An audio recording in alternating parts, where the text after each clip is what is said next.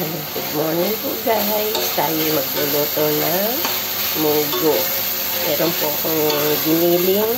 Nilagyan ko po yan ng onion, garlic, at saka pepper. Luluto po tayo ng munggo for today. Let's cook munggo. Ito po yung lunch namin today.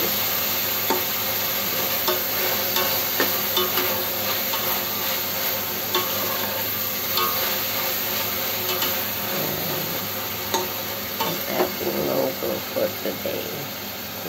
Dahil sa usok, hindi masyadong nakikita yung ginigisaw. Yan.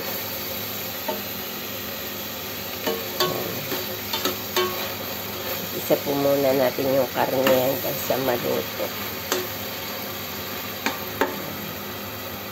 Timplado na po yung karne para nasa ganun maluto. Tapos, ilalagay po natin ngayon ang munggo. Yung pong munggo ay aking inilaga na. Yung munggo natin, ilaga ko na po yan para malambot.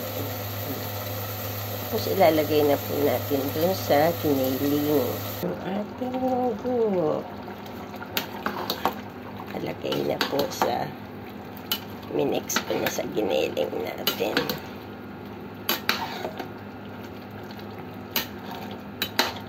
Yan.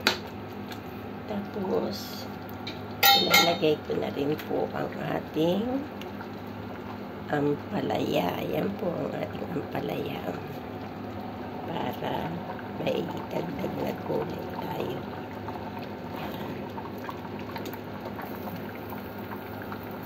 So, yan po ang ating menu for today. Let's cook ang palaya.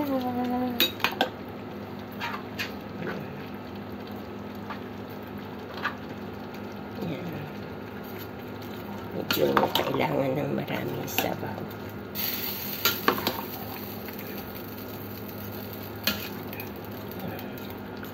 Dagdagan ko po ng kaunting tubig na mainit. Ayan. Ayan. Para may kaunting sabaw.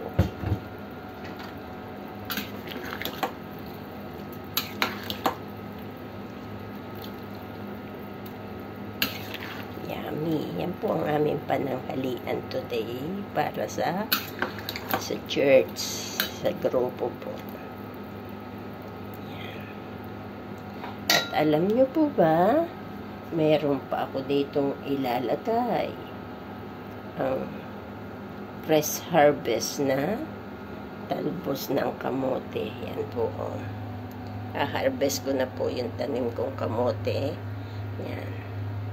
May tanim po akong kamote dito sa paso. Yan. Para may gulay kahit paminsan-minsan. Yan. Yan. O, diba? Masarap po yung ating menu for today. Ginisang munggo na may ampalaya.